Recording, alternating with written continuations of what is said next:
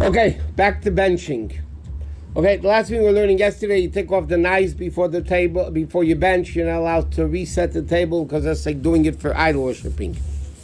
Okay, the din is like this. If somebody ate a concise of bread, a concise, which is 1 ounce of bread, so then you have to bench. Even though we learned for Natilas Yadayim, in order to make the bracha al Natilas Yadayim, you need to eat enough bread for a kibetza, which is 2 ounces, but to bench, 1 ounce is enough. Now, a lot of times you have a shiloh. What happens if somebody ate less than a kazayas of bread, but they ate a whole meal? Like you go to a wedding, right, or bar mitzvah, whatever. You wash, you have a little piece of bread. You don't have a kazayas of bread, but you eat all the other, as they say in America, you fresh all the other foods and you get full. So then the din is you have to bench anyway. Because you ate bread, and the fact that you got full from other foods which are to accompany the bread, it's like you got full from the bread itself. Okay, but it says in Halacha you're supposed to make sure that you eat a kazayis of bread because that's the best thing to do. And is it counting for the netilat yadayim like a... No. When a person benches, they have... 2 ounces. What? 2 ounces? 2 ounces. Yeah. What? Bread. At a wedding, you need 2 ounces. No. To bench, you need 1 ounce of bread. To make the bracha al natilas yadayim when you wash, you need 2 ounces of bread. But what happens, whatever, you have 1 ounce of bread, you have to bench. What happens if somebody has less than 1 ounce of bread, but they get full from a lot of other foods, so then you have to bench anyway. And wash with bracha or no? No. You don't? No. If you know you're not eating 2 ounces of bread, you have to wash, but you don't make a bracha. They eat less than an ounce and eat everything else, they can be part of a mezuzah? Yes. Yeah. Okay, now when you bench, you're not supposed to bench standing, you're not supposed to bench walking, you have to sit down. Okay? You have to sit down respectfully, dress in proper clothing, because benching, by the way, is a biblical mitzvah.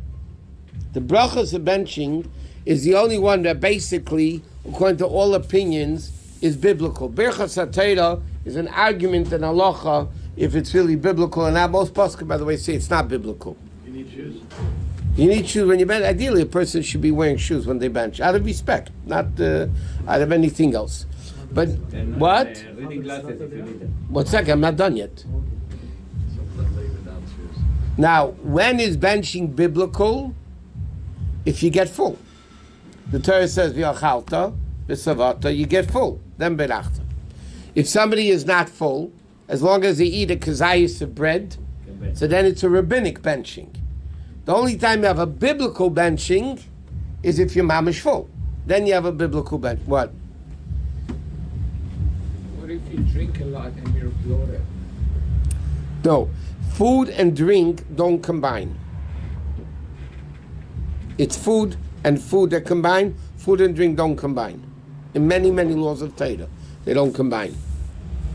So even if you ate very little but you drank a lot and you get full from the drinking, you're not going to be able to bench because you're not full from it. Now, how late, how much after eating can you bench? Let's say you finished eating 12 o'clock and now it's 2 o'clock and you didn't bench yet and you didn't eat anything along the way. So the problem is you have until what's called, okay, let me first say what the din is. If you're still full from what you ate, you could bench. Otherwise, the accepted halacha is you have up to 72 minutes. That means if somebody finished eating and they're hungry again, okay, and 72 minutes went by, you can't bench anymore. Unless you eat another kazayis of bread and then you could bench again. But you have to make sure if the meals are being extended for whatever reason, you really need to eat a little bite every so often, just to take a bite of something in your mouth, then it becomes a continuation. But once you have an hour and a fifth, which basically is an hour 72 minutes, so then you can't bench anymore. White of bread or? Anything. If you still feel hungry, if you don't feel hungry, It's still 72 minutes.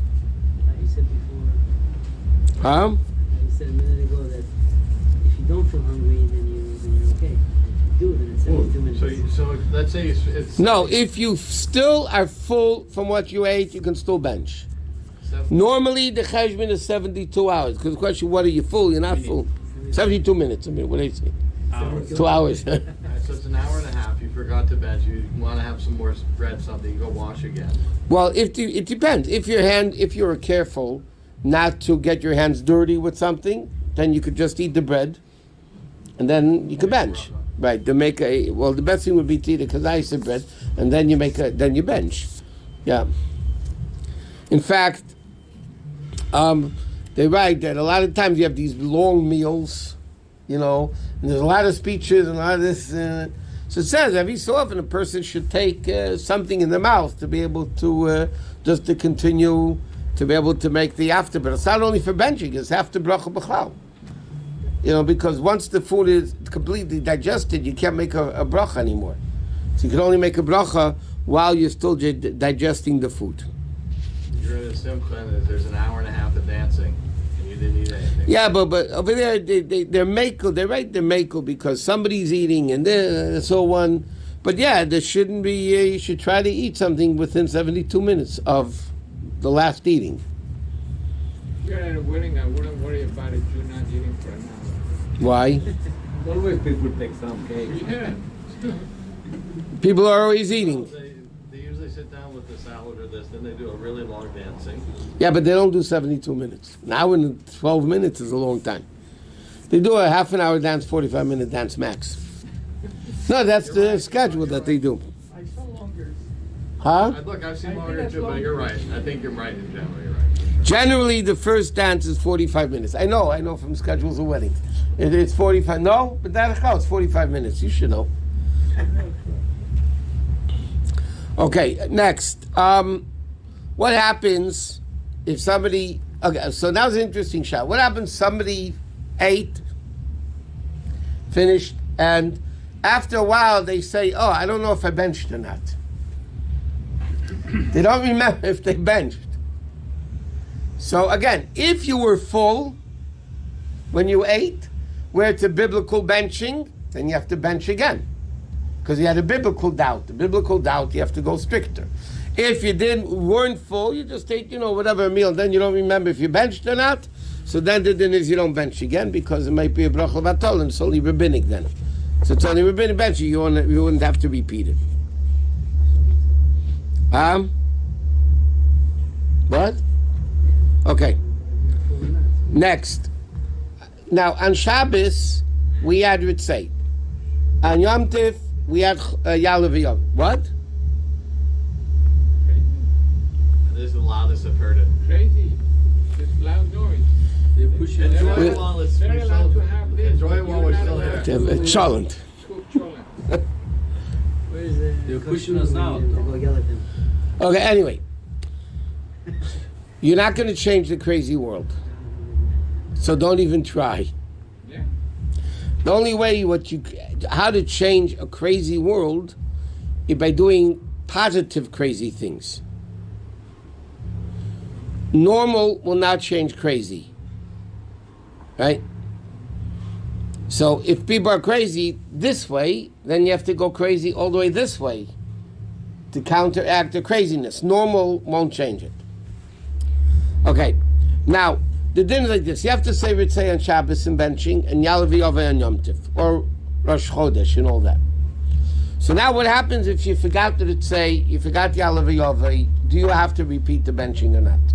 So after Beinei V'Rachma V'Yishloi Mami, if you look in the Siddur, there's a bracha, there's a whole page of brachas in case you missed certain things you could say at them. But what happens, you started the fourth bracha already, and you didn't say Ritzei Yalav Yoveh.